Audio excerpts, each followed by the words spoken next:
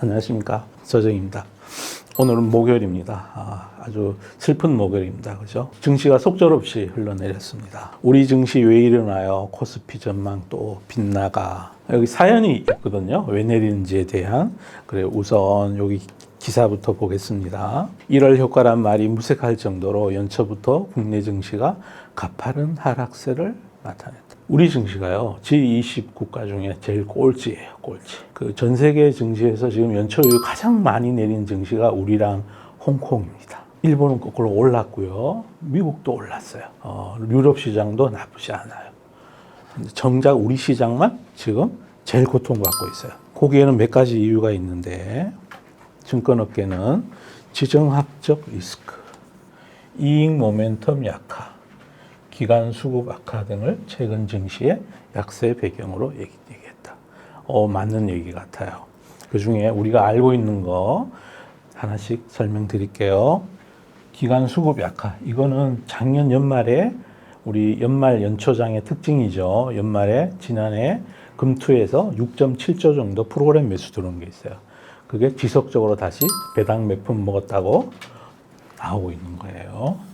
이건 금투에서 주도해서 하는 거예요. 저 이거 2016년 뭐 언제 그때부터 이게 계속 이루고 있는 건데, 그럼 왜 또 그때부터인지도 짧게 말씀드릴게요. 그 전까지는 1년 내내 이런 일을 많이 했는데, 그때부터 프로그램 매매에도 세금을 물리기 시작했어요. 거래세를. 그러다 보니까 우정사업본부는 국가니까 세금을 자기한테 안 내는 거니까 우정사업부를 제외하고는 금투가 프로그램 매매를 할 수가 없어요. 왜냐하면 거기 현선물 차익의 폭이 좁거든요. 그 좁은데 거래세까지 내고 나니까 남는 게 없으니까 못 하는 거예요. 그러다 보니까 1년에 한 번 배당이 들어가 있는 요때는 할 수 있다 해가지고 그때부터 해마다 매년 이루고 있는 거예요. 조금 그 몇 푼 그걸 먹으려고 거의 무위험이라고 생각을 하니까. 그래서 해마다 덩치가 커져가지고 뭐 어떤 애는 뭐 9조 10조도 들어오고요. 올해는 어쨌든 6.7조 들어와가지고 6.7조가 1월 선물 옵션 만기 때까지 열심히 많이 풀려. 그래도 아직도 덜 풀린 것 같아요. 그게 기간 수급 악화로 작용을 했고요. 그 다음에 이익 모멘텀 약화. 요거는 이제 대형 기업들, 코스피 시총 상위에 있는 나쁜 실적, 그게 영향을 미쳤고, 지정학적 리스크. 요건 제가 차체 설명을 드릴게요. 17일 코스피는 전일 대비 61.69포인트, 2435. 2400대 되면 우리가, 이제 저는 항상 위기 자체만 보지 말고 나쁜 뉴스만 보지 말고 가격을 봐야 됩니다라고 제가 늘 말씀드리고, 거기에 해당하는 가격대까지 떨어지는 거예요. 우리 코스피의 적정 PBR 레인지 포워드로 봤을 때 여기서는 사실은 큰 리스크가 보이지 않아요. 그죠? 펀더멘탈리로 봤을 때. 그런데 불구하고 제가 요즘 좀 쫄아 있어요. 쫄아 있는데 제가 그 사연을 제가 오늘 말씀드리고자 해요. 그래서 그럼에도 불구하고 글로벌과 비교하면 일본 니케이는 34년 만에 최고치야. 중국 증시를 제외하고는 3년 만에 아시아 시총 1위를 차지했대. 미국, 뉴욕 3대 지수도 사상 최고가 거래되고 있다. 우리 증시와 정반대의 흐름을 나타내고 있다. 그러면 눈치채야 돼요. 이게 왜 이럴까? 이 원인이 도대체 뭘까? 그걸 우리가 지금부터 짧게 찾아가는 시간을 가질게요. 원래 그 주가가 형성되는 어떤 계적, 가정, 논리, 이런 걸 우리가 지금 시장이 벗어나고 있다는 증거예요. 코스피하고 홍콩 증시만 전 세계 증시 흐름이랑 다르게 디커플링 되고 있는 거예요. 우리 증시의 글로벌 주요 지수와 디커플 현상이 심화되면서 최근 매수세에 나섰던 개인 투자들이 이해하기 어렵다는 우려 섞인 반응을 보이고 있다. 그래서 저도 어려워하시는 걸 이해해요. 원래 증시의 언어가 아니거든요.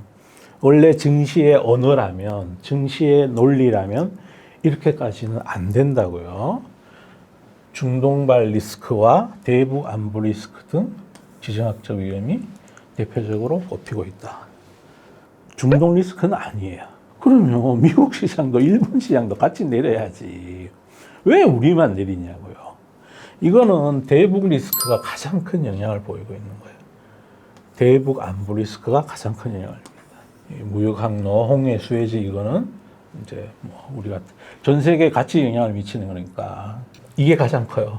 북한이 우리를 주적으로 헌법에 변기했고 그동안 소통 채널로 여겨졌던 주요 기구를 폐지하고 이제 한국하고 우리나라로 치면 통일부에 해당하는 북한의 기구가 있잖아요. 그 정부 조직이 있어요. 그걸 폐지해 버렸어요. 그다음 IRBM을 시험 발사하고 있어요. 리스크 확산하고 있다. 하이투자증권연구원은 이번 원화의 약세가 추가적으로 나타나는 거 같은데 코스피는 지지선인 2,500을 훼손하며 빠르게 하락했다. 그냥 화요일날 아침 시작부터 깨고 시작한 거예요. 그리고 화요일날 아침 시작했을 때 그 전에 지난주에 있었던 게 삼성전자 대규모 블록딜이 있었죠.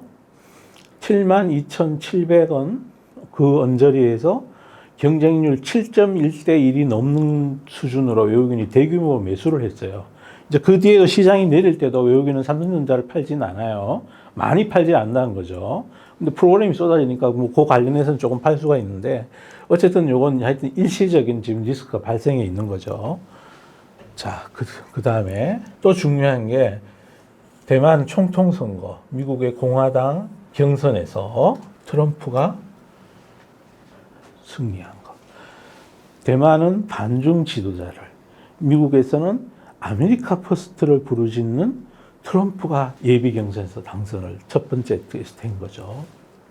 트럼프의 당선은 다시 한번 분쟁의 시대를 예고하고 있는 거죠. 이분은 이제 불간섭주의, 우리만 잘 살면 된다주의. 너희들 우리가 가서 지켜준 대신에 방위비 더 내라. 골핏하면 나토에서 탈퇴한다 그러고. 아니 나는 트럼프 좋아해요. 김정은 좋아해요. 이런단 말이에요 지금. 그리고 뭐 우리는 뭐 환경 문제 관심 없어요. 우리 먹고 살기 바빠요. 이 주의니까 이게 같이 다 연결되어 있는 거예요. 그러면 더더욱 분쟁으로 가겠구나. 증시에 아주 나쁜 징조 하나가 있는데 방산주가 막 오르면 그 별로 안 좋아요. 증시 전체로. 리스크 온으로 간다는 거죠. 리스크가 많이 증가하고. 그 와중에 제가 오늘 설명드릴 그 기회가 있을지 모르지만 영국의 국방장관이 뭐라 그랬냐면 우리는 이제 지금까지 엔드 오브 워, 종전의 시대를 올해 진짜 거의 언제입니까? 세계 2차 대전이 끝난 지 지금 올해로 90년 좀 됐죠. 80년 된 거예요. 그 시간 동안 정말 냉전의 시간이 1972년대까지 있었고 평화의 시기가 지금 한 50년 정도 됐는데 그게 끝나고 다시 프리 오브 워, 전쟁을 준비하는 전쟁의 시대의 초입에 있다. 그 여명에 있다라고 진행되어 있는 거죠.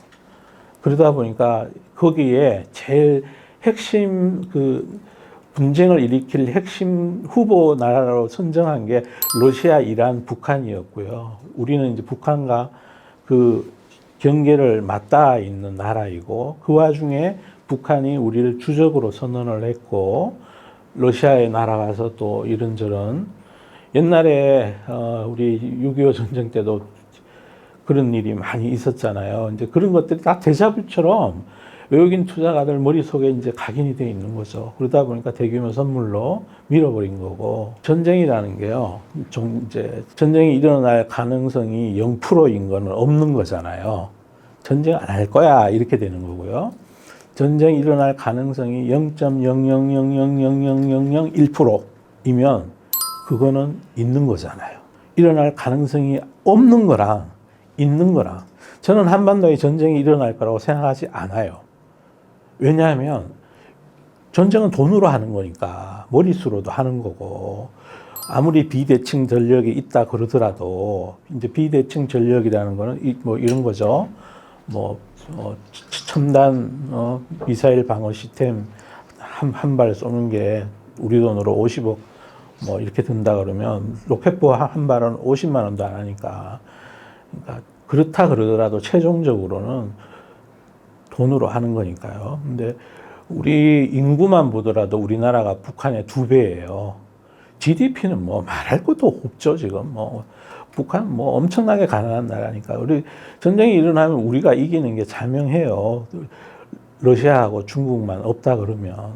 그리고 또 뭐 그런 상황을 빤히 알고 있는 상태에서 북한이 뭐 전면전을 일으켜가지고 뭐 진 자기들이 얘기한 대로 뭐 침공하고 이럴 것 같지는 저는 않다고 생각해요. 그런데 그거는 이제 0.000 그 전까지는 0이었다는 거죠. 그런데 북한이 그 진짜 100만 분의 1의 확률이라도 그걸 만들어 버린 거예요. 이번에 주적으로 선언하고 그리고 대만의 선거가 친미파가 되면서 더 갈등 구조를 앞으로 몇 년간 더 만들어 갈 거니까 거기에 대해서 우려하고 있는 거죠.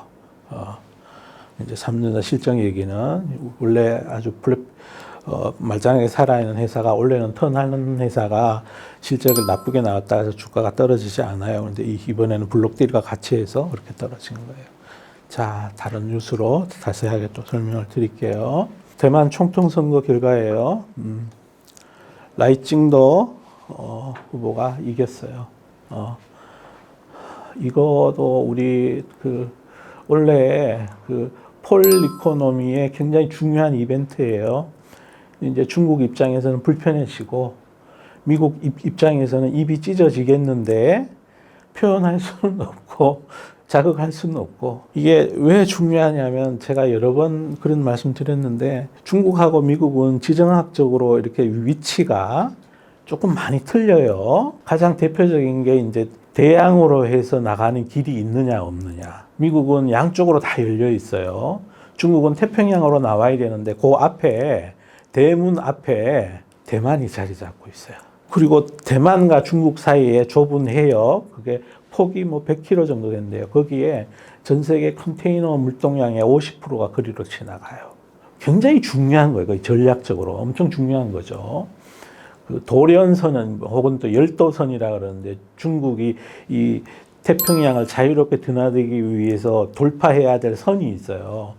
그 선이 지금 거기 막혀 있는 거예요. 일본, 대만, 베트남 이렇게 갇혀 있는 거고요. 이걸 돌파를 해야 최소한 괌, 필리핀 연결하는 제2열도선으로 나올 수 있고 이건 굉장히 중국에 있어서는 중요한 거죠. 진짜 대만이 어떻게 보면 대만이 자기야 그게 아닌 게 눈앞에 이만한 가시 하나가 있는 거예요, 지금.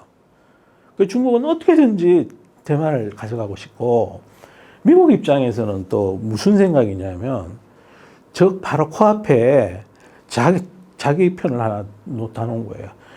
한때 쿠바가 미국한테 굉장히 불편했었잖아요. 그거와 똑같은 거죠. 만약에 쿠바가 예전에 케네디 일때 막 핵전쟁 날 뻔했을 때 쿠바가 소련 편이었잖아요. 그거 진짜 강력하게 그대로 내버리면 미국 입장에서는 쿠바가 눈에 가시였단 말이에요. 대만이 중국 입장에서는 눈에 가시인 거예요. 그래서 인민해방군 창설 100주년 될 때까지 자기들이 이걸 통일하겠다 계속 이제 그러고 있는 중이고요. 참고로 100년 되는 내년이에요. 근데 뭐 하여튼 잘 해결되기를 바라는 수밖에 없죠. 그러다 보니까 이제 이게 동북아시아의 갈등 구조를 더 만들 수 있다라고 충분히 해석할 수 있고 그게 지난 주말에 결정이 된 거고 또 주말에 이런 일이 있었어요. 남북이 분단 이후 최초로 공동성명을 발표한 게 7.4 공동성명이잖아요. 이때 제시된 자주평화 민족 대단결의 원칙이 대화의 기본 지침이 됐고요. 남북 기본 합의서가 있어요. 지금까지 이건 준수되어 왔어요. 남북 관계를 타국과의 관계가 아니라 통일을 지향하는 과정에서 잠정적으로 형성되는 특수한 관계라 이렇게 규정을 했어요. 3년 만에 급반전했어요. 이거는 우리가 냉전 시대에 서울이 불바다가 되고 만다 뭐 이런 얘기 했었죠. 이러한 위협에 대응해 이듬해 우리 국방백서에 주적을 북한이라고 처음으로 명시를 했어요. 그러다가 2000년에 남북정상회담과 6.15 공동선언을 계기로 주적 표현은 논란의 여지가 됐고 이제 우리 노무현 대통령 정부 때 주적 용어가 삭제됐고 직접적 군사 위협이라는 말만 등장했고 천안함이 폭침됐고 그 뒤에 다시 북한을 적으로 규정했고 우리 문정부 시절에는 북한을 특정하지 않고 주권, 국토, 국민재산을 침해한 세력을 우리의 적으로 간주한다고만 애들로 표현을 했고, 이번 정부 들어서 다시 고개를 들었죠. 주적은 북한이라 강조했고, 그리고 출범 첫 해 작년에 북한의 김여정 노동당 부부장이 불변의 주적이라고 공세를 가했고, 여기까지만 해도 뭐 크게 주적이라는 의미는 담기지 않았었어요. 그런데 이것도 최근 시장을 이해하는 데 중요한 임플리케이션을 담고 있어요. 트럼프가 공화당에서 가반 득표를 했어요. 그리고 김정은은 조평통 등 대남기구를 폐기를 했어요. 좀 전에 말씀드렸죠. 우리가 남북 관계로 쭉 이어져 왔는데 드디어 폐지를 했어요. 대한민국은 제1적대국이라고 헌법에 명시를 했어요. 그래서 김정은 북한 국무위원장이 도널드 트럼프 전 미국 대통령의 집권 가능성을 염두에 두고 한국과의 대화를 완전히 단절한 때 미 행정부와 핵보유국 인정 집권을 시도하겠다는 위험한 도박을 시작했다. 이게 이제 가능성이 있다고 생각하는 거예요. 그 이유는 트럼프의 정책 때문에 그래요. 우리는 세계 경찰 안 할래. 그래서 트럼프를 잘 꼬시면, 트럼프는 해외에다 돈 쓰는 거, 경찰 노릇하는 데 들어간 돈 쓰는 걸 싫어하니까 그냥 우리 하나 눈 감아주고 저쪽에 유럽이나 신경 써라, 중동이나 신경 써라, 이렇게 할 수 있다고 생각을 하는 거죠. 김 위원장은 한국은 불변의 주적, 헌법 명기하고 조국 통합, 조평이죠. 이게 이제 우리로 치면 통일부죠. 통일부, 이걸 대남을 폐지해버렸어요. 거기에 더해서 여기하고 국정원하고 연결되어 있는 통신선도 거의 안 하고 있대요. 지금 다른 기사에 보면. 어떤 대화나 교류 상대도 아니라는 선언이다. 왜 이럴까요? 왜 이럴까요? 대만 선거랑도 관련이 있는 거예요. 어떻게 보면. 또 미국 선거랑도 관련이 있는 거고, 또 북한 외무상이 러시아를 간 거랑도 관련이 있는 거죠. 또 이란이 후티 반군을 지원하는 것하고도 또 관련이 있는 거고, 세상이 온통 분쟁의 시대로 간 거예요. 공교롭게도 미국 대통령은 첫 관문인 공화당 아이오와 코커스에서 가반 득표를 압승했다. 그냥 한마디로 요약하면 이런 것 같아요. 북중러 건의주의 정권하고 이 나머지 나라들 사이에 새로운 분쟁의 입구에 지금 있는 거예요. 그래서 그게 가장 도드라질 해가 올해인 거고, 그 이유가 이 선거가 많아요. 특히 미국의 선거가 너무나 중요하죠. 과거에는 그렇게 중요하지 않았는데 그 경쟁 후보가 아메리카 퍼스트를 부르짖는 한 후보와 동맹을 중시하는 후보 간의 대결이기 때문에 원래 미국 선거가 우리에게, 세계에게 너무나 중요한 거예요. 그 첫 단추가 미국에서 지금 아이오와 경선에서 나타난 거고, 거기에 대한 시장의 반응이 이렇게 흘러나오고 있는 거예요. 대만 선거의 결과와 같이 나오고 있는 거다. 이렇게 생각하면 돼요. 김 위원장이 뭐 전쟁이 일어나면 대한민국을 점령, 평정, 수복하고 공화국에 편입시키기 위한 문제를 반영하라고. 아이고. 그런데 재밌는 게요. 김정은 위원장이 요즘 또 보면 딸을 데리고 다녀요. 그 이제 말은 이렇게 해도 우리하고 북한하고 싸우면 우리가 이기지 않을까요? 전쟁은 돈으로 하고 머릿수로 하는 건데 우리가 뭐 압도적인 국력의 차이죠. 아마 30배 이상 국력이 클 거예요, 우리가. 그런데 그럼 질 거 빤히 알고 있는데 전쟁을 할까요? 딸을 데리고 다니는 사람이 생각해 보세요. 나라 잘 만들어가지고 딸한테 권력을 승계하거나 뭐 그럴 생각이 있는 사람이 그게 부모 마음일 텐데, 저는 전면적으로 뭐 이런 거는 안 한다고 생각하고 있죠. 전쟁의 가능성이 뭐 아예 100만 분의 1이라도 있는 거랑 없는 거랑 차이일 뿐이죠. 지금 반응하고 있는 게. 뭐 100만 분의 1이라도 있는 거는 가능성이 있다라고 표현하는 거고, 아예 없는 거는 없다니까. 그래요. 지금 이 양반이 지금 이루고 있어요. 그래 이제 더 이상은 이제 남북 관계가 아니라고 선언을 한 거죠. 그래 7.4 공동성명이 있었던 1970년대 초반, 그 72년인가요? 뭐 74년인가요? 74년이겠다. 그 이전으로 돌아간 거죠. 그 극심한 냉전의 시제로. 전략은 뭐냐? 통미봉남, 통일봉남까지도 한 고립을 시도한다. 이게 이제 그 문정부 시절에 북한이 썼던 전략 중에 하나였죠. 우리가 한반도 운전자론을 얘기를 할 때, 그래, 우리는 너희들 패스하고 미국하고 직거래하겠다. 그 최근 들어서는 그 납치 피해자 송환 이러면서 일본하고는 또 잘 지내요. 대화를 또 많이 하고 그러더라고요. 그리고 우리나라하고만 지금 완전히 일본하고 미국하고 어떻게 직접 거래를 하고 우리는 쏙 빼고 이런 전략을 하고 있고 거기에 우리를 이제 주적으로 명시를 한 거죠.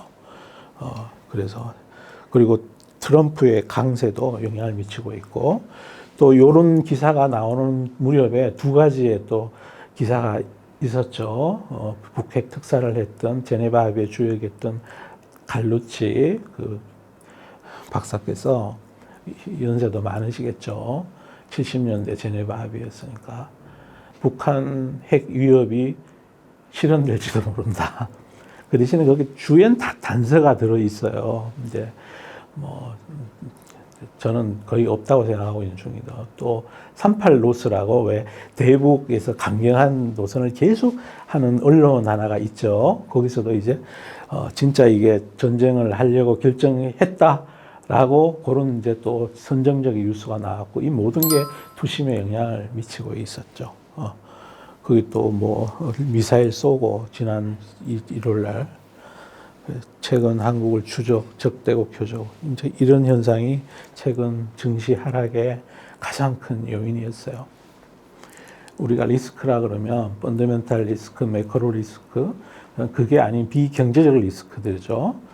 코로나 있었던 자연과학적 리스크, 뭐 태풍 뭐 이런 것 같고 그다음에 이런 지정학적 리스크는 어떻게 보면 이제 그 예견이 안 될 때가 많죠. 어느 날 갑자기 드러나니까. 컨틴전시 리스크죠. 어떻게 보면. 그래서 이런 거를 대비하기 위해서 우리 평상시에 자산 배분을 하고 또 국가별 자산 배분도 하고 그러니까 이왕이면 그 좀 돈이라는 건 항상 안전한 곳으로 움직이잖아요. 돈이 눈이 달려서. 우리 수업을 하시는 분들도 이렇게 그 어느 날 내가 막상 위기가 왔을 때 그때 가서 조정해야지 안 돼요. 세상에 앞으로 무슨 일이 벌어질지는 아무도 몰라요.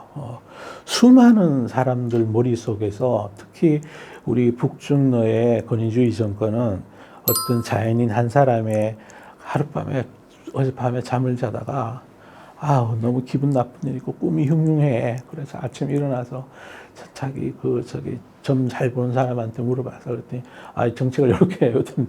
그럼 그렇게 해버릴 수도 있는 그 리스크를 가지고 있어서 자산 배분을 그래서 항상 현금 비중 그러는 거고 그래서 또 그 지정학적 리스크에서 좀 자유로운 쪽 이런 쪽으로도 자산 배분을 좀 하고 이렇게 해야 되는 이유이기도 해요. 그래서 최근 장이 이렇게 해서 흘러내렸습니다. 요약을 드리면 미중 이제 뭐 작년부터 진행되어 오던 신냉전 시대가 원래 선거가 많은 폴리이코노미 시대이고 첫 번째 단추인 대만의 선거가 오히려 더 이 친냉전을 더 강화시키는 증거를 보여준 거고 거기에 트럼프의 아메리카 퍼스트주의자의 등장이 더 세계적인 갈등 구조를 원래 더 키울 수 있다는 그 가능성을 높여줬고 원래 선거가 많다 보니까 우리도 총선이 있고 미국도 선거가 있잖아요. 이 권위주의 정권들은 훨씬 더 많이 그 불안을 야기시킬 가능성이 있는 해다. 이렇게 보시면 될 것 같고 그렇더라도 우리는 인류는 또 위기를 극복하지 않습니까? 그죠? 극복하기 때문에 너무 막 겁먹을 건 없는 것 같고 다만 최근에 이런 일로 내렸고 요거는 끝을 우리가 미리 예단해서 요렇게 될 거야. 여기가 지지선이야. 아니면 내일부터 반등할 거야. 그렇게 하기에는 이 이슈를 제공한 게 정치권이잖아요.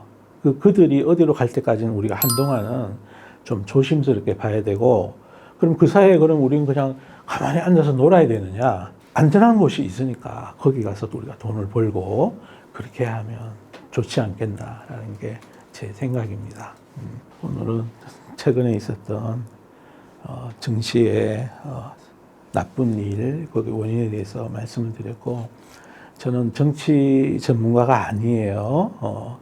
그래서 제 전망이나 이런 게 틀릴 수도 있어요. 근데 제가 지나간 한 2, 30년 동안 유수를 뭐 거의 진짜 엄청나게 팔고 드는 사람이에요. 그래서 하여튼 좀 잡하게 있는 거죠. 제 생각에는 이제 이런 것들이 있다.